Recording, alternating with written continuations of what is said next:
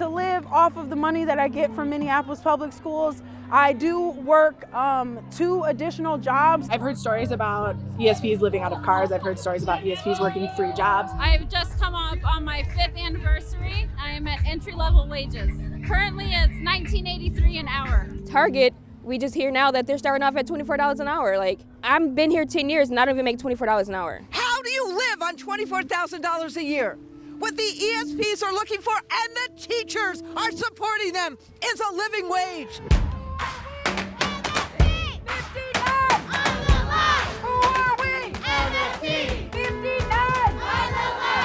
We're on strike for safe and stable schools. We're on strike for systemic change.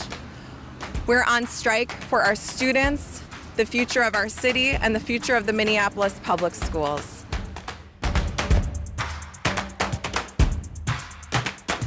We can't have our ESPs living below the poverty line. What are you willing to do?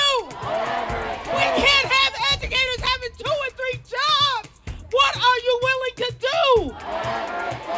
We can no longer stand for disrespect. We support students in a variety of different ways.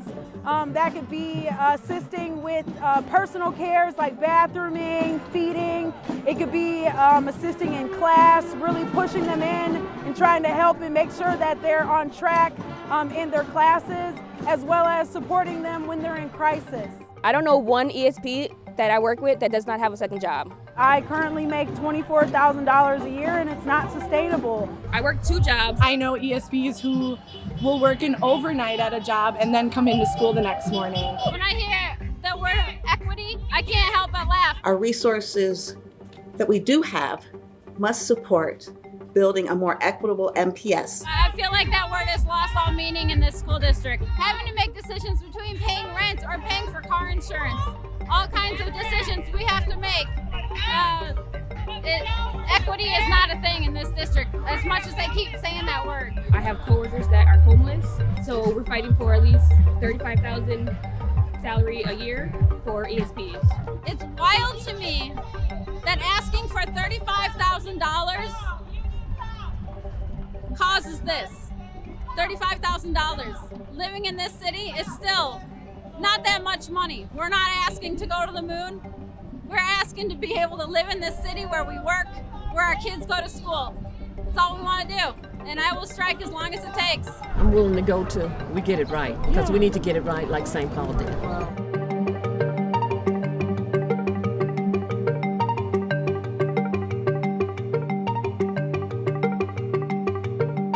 And our friends over in St. Paul just proved that if you stick together, if you stick it out, if you're courageous, if you're brave, and if you fight for the right things, you can put it in the contract.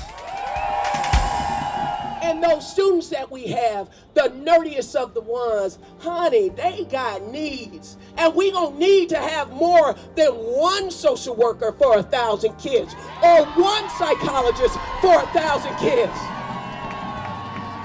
Y'all don't think they done gone through something in Minneapolis in the last 3 years? Come on now. Ho ho! And rap, release that dough! Hey, hey! Ho ho!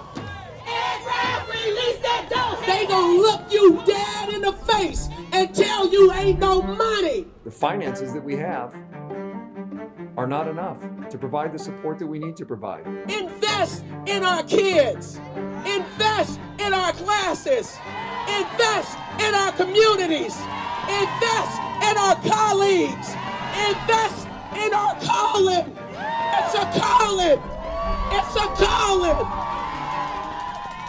We could be anywhere in the world, but we with these kids.